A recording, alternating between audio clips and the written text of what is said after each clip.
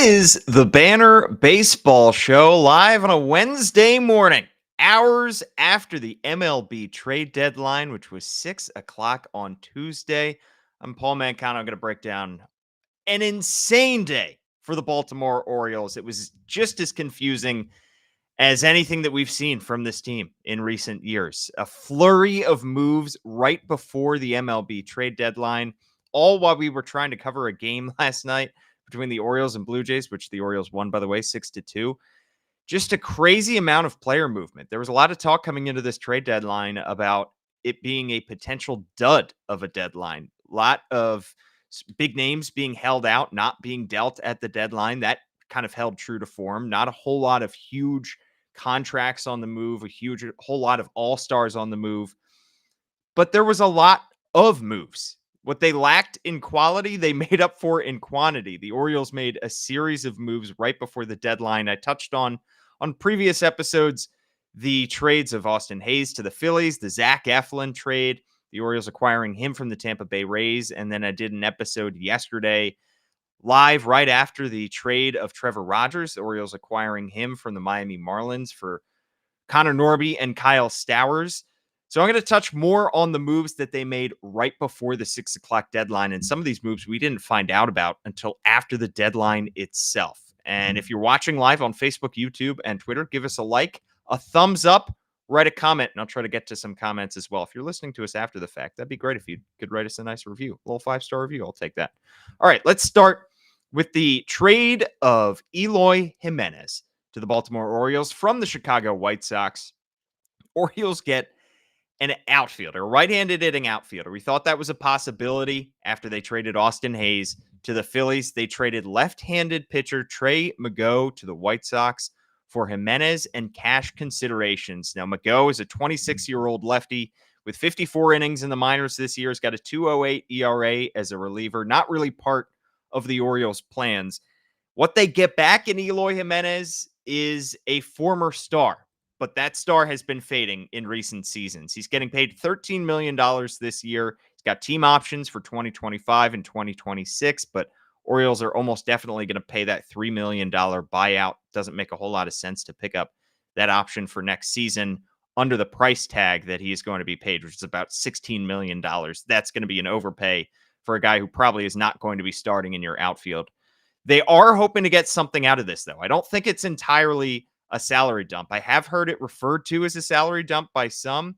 I think that's a slight mischaracterization because first off, the White Sox are sending cash considerations in this deal. So you think that that helps pay for some of the remaining $13 million, which is left, which is already prorated anyway over the final 2 months of the season. They are probably going to be paying that $3 million buyout, but that's not an absurd amount. And the Orioles aren't taking on any additional minor leaguers. It's not like the Orioles are getting anything for their troubles in this other than the cash considerations. So they are sending out a player who, sure, might not be part of their plans and might not even make his major league debut, although on the White Sox, you never know. That team could use absolutely anybody to throw innings. They're not getting anybody else in return for that. They're giving up an actual player. So I'm not sure it entirely counts as a salary dump, but they are taking on a lot of money for a guy who is not worth all of that money. So I understand the characterization there. Eloy Jimenez has not been worth that $13 million this year. He has not been as awful, though, I think, as some people have characterized him as. 240 batting average this year with only 5 homers and a 642 OPS.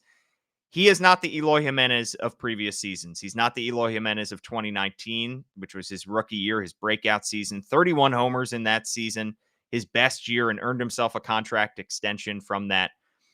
The big thing for Eloy Jimenez, and the reason that the Orioles probably made this move, we'll hear from Mike Elias at the ballpark in just about an hour and a half. But Jimenez has a 730 OPS against left-handed hitters or left-handed pitchers this year. He has been much better, hitting over 300 against lefties. Not great in the outfield. He's in the 6th percentile in sprint speed. I don't think you can really trust him in left. So the role I see for him on this team is as a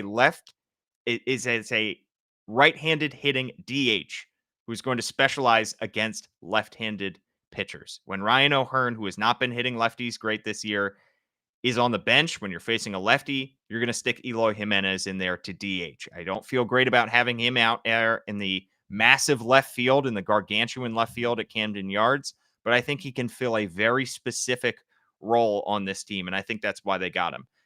The concerning thing for me is only 5 home runs, even though he's hitting the ball incredibly hard. 91st percentile in average exit velo. He still whips a good amount, though he's cut that down so far this season. He's just hitting the ball hard on the ground. He needs to hit the ball more in the air, and those power numbers will go up. But an interesting player, interesting acquisition in Eloy Jimenez. Doesn't solve the Orioles' problems in one go, but he's an interesting player to add to this team. The Orioles are going to hope he can hit well enough over the final 2 months of the season, maybe earn himself a spot on the postseason roster. They also acquired Austin Slater from the Cincinnati Reds. They traded a player to be named later or cash considerations to Cincinnati for Austin Slater and infielder Livan Soto. If you recognize Livan Soto's name, it's because the Orioles have already had him in their organization twice this year. Back in spring training, the Orioles had Livan Soto, did not make the team. They sent him out before opening day. He's back, and the Orioles are probably just having him hold a spot right now, trying to pass him through waivers and see if they can get him back down to AAA and keep him in their organization. They clearly like something about him, but they don't like him enough to hold on to him for all too long. What they're getting in Austin Slater is a lot of overlap with Eloy Jimenez. It is another guy who hits lefties very well. He's always hit lefties in his career. He plays a lot better defense than Eloy Jimenez. Eloy Jimenez is still a negative defensively in the outfield. Slater not only is a positive in the outfield at 31 years old, but he can also play all 3 outfield positions if need be. He's just not productive at the plate at this point in his career. Hitting 185 this year with 1 homer and a 530 OPS in 51 games. He's not all that far removed, though, from productive seasons. He had a stretch where he had 4 straight seasons of a OPS plus over 100, which means he was an above average hitter. He hit 270 with a 748 OPS just a year ago with San Francisco. He started the season with the Giants, only played 8 games with the Reds this year, and now ends up in Baltimore.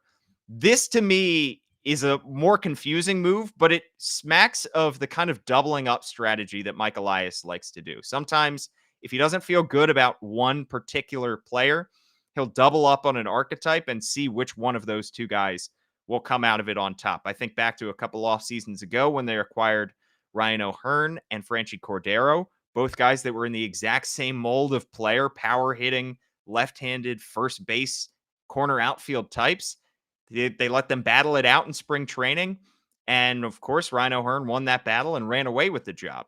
I'm not saying that either of these players is going to be as productive in their time in Baltimore as Ryan O'Hearn has been. I think the Orioles got more than they expected from Ryan O'Hearn, but the Orioles are going to see what they can get out of Austin Slater and Eloy Jimenez. But I also don't expect Eloy Jimenez.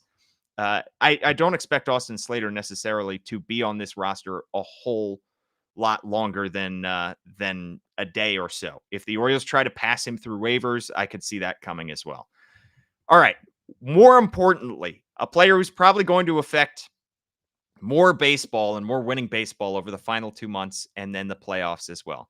Gregory Soto. The Orioles trade right-handed pitcher Seth Johnson, who's a double-A prospect, right-handed pitcher Moises Chase for lefty Gregory Soto. So the Orioles get another hard-throwing reliever from the Phillies bullpen. He's got a 4.08 ERA so far this year in 35 innings. Another guy with closing experience, but hasn't been a full-time closer in several years. Has just a few saves this year, handful of saves last year. Hasn't had a 30-save season in a while. So you don't necessarily think he's going to come in and immediately compete with Craig Kimbrell in those closing spots, just like Sir Anthony Dominguez is not. But he's a high-leverage reliever. That's at least what the Orioles are hoping that they're going to get out of him. And for a team that doesn't have Danny Coulombe right now, they're hoping they can get him back before the end of the regular season and into the playoffs. That relies probably too much on Keegan Aiken. I think they wanted another left-handed reliever to add to this bullpen, and that's what they get in Gregory Soto. Throws the ball hard, 98-mile-an-hour fastball, but does walk way too many batters. 10th percentile in walk percentage. He's been a lot better since he struggled out of the gate in April, and he's under team control through the 2025 season. So they're getting somebody that could impact their 2025 bullpen as well. And I think that's what they liked about Gregory Soto. What they're giving up in Seth Johnson is a guy that they got at the trade deadline 2 years ago. Somebody that they had high expectations for. He was coming off Tommy John surgery, so they really haven't had a whole lot of sample size for him yet. He was in big league spring training. He has not yet progressed past double A. I think the Orioles were hoping that he would be in triple A at this point because he's taking up a 40-man roster spot. That's a difficult thing to swallow for a team that is competitive right now. I think they were desperate to have that 40-man roster spot for somebody who is going to impact their team sooner than 2025. That was the earliest possible time frame for Seth Johnson's big league debut. Moises Chase, a high A pitcher, so somebody who is, again, a few years away from the big leagues. It's a curious move because, again, we see the Orioles and Phillies, two of the more competitive teams, two of the best teams in Major League Baseball, link up on a trade. It's an interesting strategy for the Phillies to be trading away a couple of their relievers in the midst of a run for the NL East crown. And it's also an interesting strategy for the Orioles to target the Phillies as a potential team that they can do deals with. But we've seen it before. This is not a you're buying or you're selling type league anymore. This is not just all the veterans get traded at the deadline to competitive teams and all the prospects at the deadline get traded to rebuilding teams. You see teams make win now moves and win later moves in the same deadline. You saw the Cubs deal away some of their veteran players, and then they got a win now player in Isaac Paredes. You saw in the trade with the Phillies acquiring Austin Hayes, a win now player, and the Orioles, a win now team, trading away that veteran. You're not getting the type of, delineation between buyers and sellers that you have at previous deadlines. It speaks, I think, to how teams want to crack that window open as far as they can for as long as they can. I think back to Theo Epstein, who is the GM of the Red Sox and the Cubs, burnt out in both places because he could not sustain champions. He was great at building champions, but that team would then go on to have a couple more winning seasons, and then they would pay the price for the winning seasons. This is a league, I think, that has learned from that experience. And the Orioles, by making some of these moves, are trying to win now as well as win later. I touched on the Trevor Rogers trade yesterday. I wasn't a huge fan of what the Orioles had to give up. I think now, with the benefit of a little bit more time having passed, it makes a little bit more sense only because you see the kind of crazy prospect hauls that teams were trading around Major League Baseball yesterday. It's clear that the lack of true sellers in this deadline and the lack of big names on the market, the lack of all-star level pitchers, meant that the guys that were out there were going to command a huge, huge price tag, and teams were holding on to these guys. Garrett Crochet, Chicago White Sox starter, who there was a whole lot of buzz about, was not moved at this deadline. It's pretty clear the White Sox had a massive price tag for him. Tarek Skubal had a probably even bigger price tag for the Detroit Tigers, one of the best pitchers in baseball under team control for a few years. Neither of those guys were moved. So it's very clear that those two teams, the White Sox, the Tigers, wanted a whole lot more than what teams were willing to give up for those guys. So Trevor Rogers was what the Orioles had to settle for. I think if you gave Mike Elias true serum, I would think he would say that's a little bit of an overpay. Giving up Connor Norby, your number 5 prospect, according to MLB Pipeline, and Kyle Stowers, a versatile outfielder that could be used as a 4th or 5th outfielder.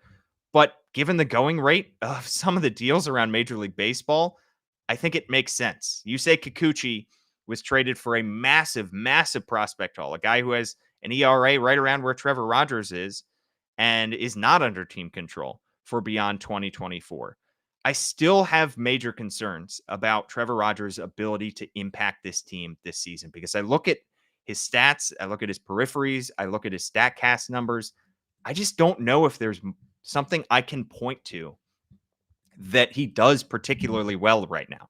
He's in the 70th percentile in ground ball percentage, so he gets the ball on the ground. But beyond that, he's not striking guys out. His pitches, for the most part, have not been effective. And I wonder if this is more a play for 2026 and 2027, or 2025 and 2026, I should say, because he is under team control for those 2 years. I know the Orioles want to tinker with him. I know that they want to get him in the lab and try to have Drew French work with him and see what he can get the most out of him for this stretch run, these final 2 months of the season, and then make him potentially an effective player for the playoffs. I just don't know if his issues are fixable this year. You look at the guys that the Orioles have quote unquote fixed, and we've heard from a lot of people who have looked at this deal and said, well, the Orioles have a good track record fixing guys that, have had troubles in other places. They come to Baltimore, they get in the lab, they're able to work through some things. You think of Yennier Cano as maybe one of your biggest wins. You think of Cionel Perez, who obviously is not having a phenomenal season, but just a couple years ago was one of the best relievers in this bullpen, still a valuable left-handed reliever for the Orioles right now. Those are both guys that the Orioles got the most out of after they had had struggles in other organizations. But it took a while. It took a while for the Orioles to work with those guys, to work on their mechanics, to get them in the lab, and to have those players repeat the kind of good mechanics, the kind of good pitch arsenals that they had already built up. To do this in 2 months, to take Trevor Rogers in these final 2 months and fix his issue, fix all of the issues that are ailing him right now, it's a tall task. I think maybe this is a move that the Orioles are looking at and saying, if we get something out of Trevor Rogers over the final 2 months of this season, fine, great, added benefit. If he's a starter in the playoffs, if he's a reliever for us in the playoffs, that's fine. But we think he can be a starter for us in 2025 and 2026 and be an above average starter for us in those 2 seasons, because then we'll have time of working with him. We'll have the benefit of having him in the lab. I think that's something that they are looking down. I think they're looking down the line and saying he is somebody who can help us for the next couple years. So this is not as an immediate an impact that I think you're going to see from Trevor Rogers, but I think that the Orioles are making this move with the hope that they can get a quality starting pitcher out of him in the next couple seasons. One more thing I want to touch on, because we've seen the Orioles make these moves where they trade away a prospect in favor of giving more playing time to somebody who is in a very specific role. Eloy Jimenez fills a very specific role for this team. He is going to face left-handed pitchers, and he's going to be your DH when Ryan O'Hearn is sitting. That's a very specific bench role. We've seen the Orioles use guys like Jorge Mateo, who is a pinch runner in instances in playoff games and late game situations. He's a good defensive replacement. Seen Ryan McKenna fill that role as well. Pinch runner, defensive replacement. I think that's part of the reason they acquired Christian Pache. We'll see if he stays on this big league roster or if he ends up off it. I think he was going to fill a very specific role for this team. That's what the Orioles look for. They're looking at guys who they're saying we're not going to give these guys a whole lot of at bats a week.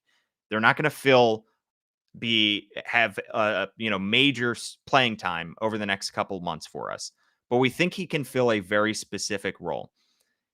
And because of that, they move on from the better overall player. Joey Ortiz was a guy who could not get to the big leagues, could not get back up to the big leagues in 2023 because his spot was taken by Jorge Mateo, who is filling a specific role. Kyle Stowers in a similar vein. Connor Norby, who was back and forth between the big leagues and the minors. Those are the better overall players. Joey Ortiz, Connor Norby, Kyle Stowers. And there wasn't playing time for them, wasn't everyday playing time for them in the big leagues. And so the Orioles said, if we're going to fill a very specific role on our bench, we want to get a guy who has specific traits. He's a specialized player. And because of that, Connor Norby, Kyle Stowers, Joey Ortiz, those guys have more value on other teams. Joey Ortiz is more valuable to the Brewers because he can start every day for them. Kyle Stowers is going to be more valuable on the Miami Marlins because he can start probably every day for them. Same with Connor Norby. So you maximize their value in order to get the most for them. You try to get, a starting pitcher in Trevor Rogers. You get a reliever, Gregory Soto, at this deadline.